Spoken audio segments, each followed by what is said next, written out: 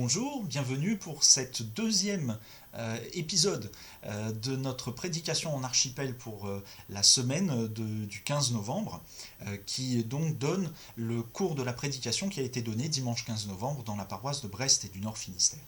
Nous en étions restés à cette affirmation de Jésus, « Veillez, car vous ne savez pas ». Qu'est-ce que ça veut exactement dire? Pour essayer de bien le comprendre, je vais reprendre d'abord par la fin de cette affirmation. Vous ne savez pas. Très précisément pour Jésus, c'est vous ne savez pas quand la chute du temple va arriver. La fin du monde va arriver. Quand le Fils de l'homme reviendra, vous ne savez pas quand ça va arriver. Et en fait, cette phrase-là, quand on y réfléchit un petit peu et qu'on la reprend dans l'absolu, oui, c'est une constatation de bon sens. Nous ne savons pas. Nous ne savons pas tout dans notre vie. Nous ne pouvons pas tout maîtriser. Et en fait, une des pistes de la sagesse, finalement, c'est d'accepter ça. Se dire, oui, on ne sait pas tout, voilà, on est des êtres limités, mais assumons-le, acceptons-le, et on vivra bien mieux comme ça. Ça, c'est indiscutable, c'est vrai. Mais il faut quand même remarquer que Jésus lui-même insiste là-dessus. Plusieurs fois dans le chapitre 24, et puis à la conclusion par exemple de la parabole des 10 vierges, des 10 jeunes filles, il le redit de manière assez forte, il martèle cela. Ça veut bien dire quelque chose, c'est que pour nous en tant que chrétiens, il nous faut regarder cette vérité-là en face. Jésus nous demande de regarder ça en face. Nous ne savons pas. Notre foi n'est pas là pour venir répondre au fait que nous ne savons pas.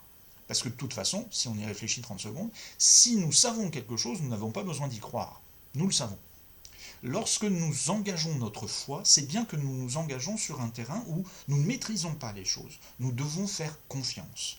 Contrairement à ce que peut-être les athées disent, Jésus n'est pas quelqu'un qui est venu inventer de belles histoires, nous raconter des choses sur le mode doux rêveur, pour nous rassurer face justement à toutes les incertitudes que nous pouvons éprouver dans notre vie de tous les jours. Non, il nous plonge nous-mêmes en plein agnosticisme. Nous sommes en tant que chrétiens des agnostiques. Il faut l'assumer. C'est pas du tout, ça ne veut pas dire qu'on ne croit pas. Justement, nous ne savons pas. Donc, nous osons nous engager sur le chemin de la confiance et de la foi. Pour nous, aujourd'hui, je crois que cette affirmation de notre non-savoir, ça résonne énormément dans l'actualité. Avec le coronavirus, le monde entier est plongé dans un non-savoir. Quand saurons-nous trouver un vaccin? Sera-t-il efficace? Quand la situation sanitaire et notre confinement actuel pourra-t-il prendre fin finalement là pour cette fois-ci? Y en aura-t-il un autre? Et quand arrivera-t-il de nouveau? Quand la situation économique provoquée par tout ça finira-t-elle par s'apaiser et revenir à la normale? Voilà plein de questions qui, quand on y réfléchit un petit peu, et si on veut être un petit peu honnête, en fait, elles suscitent une angoisse prodigieuse. C'est pas vrai qu'on peut les poser comme ça et puis se dire oui, nous ne savons pas, on va faire avec, etc. Non, on le voit bien dans l'actualité, ça provoque des tensions terribles, on nous en parle tous les jours et ça devient quelque chose de vraiment très lancinant et ça peut nous travailler très en profondeur. Mais à la limite, même s'il n'y avait pas le coronavirus, nous avons des questions fondamentales comme ça auxquelles nous n'avons aucune réponse. D'où venons-nous? Où allons-nous après notre mort? Qu'est-ce qui va nous arriver? Quel est le sens, la signification profonde de notre vie sur Terre et de notre existence là? Voilà des questions, quand bien même tout va bien, on ne peut pas en trouver la réponse tout de suite comme ça, et ça nous travaille, qu'on le veuille ou non. Ou bien encore, chacun de nous individuellement, nous pouvons nous poser des questions de ce type. Sur nos origines personnelles, nos relations avec nos parents, avec nos enfants, qu'est-ce qui s'est passé, le pourquoi, du comment de toutes ces choses-là.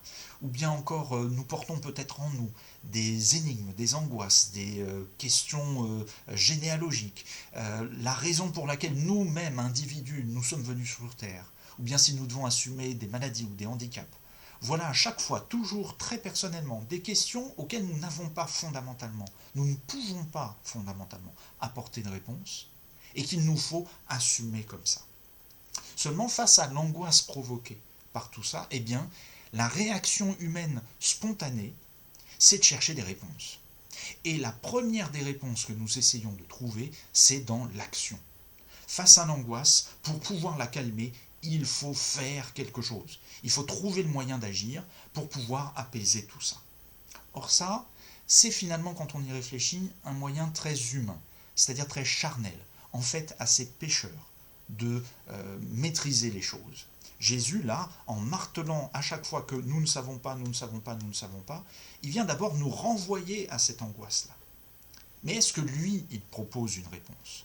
Eh bien, c'est ce que je vous propose de considérer dans notre 3e épisode de notre prédication en archipel. À très bientôt.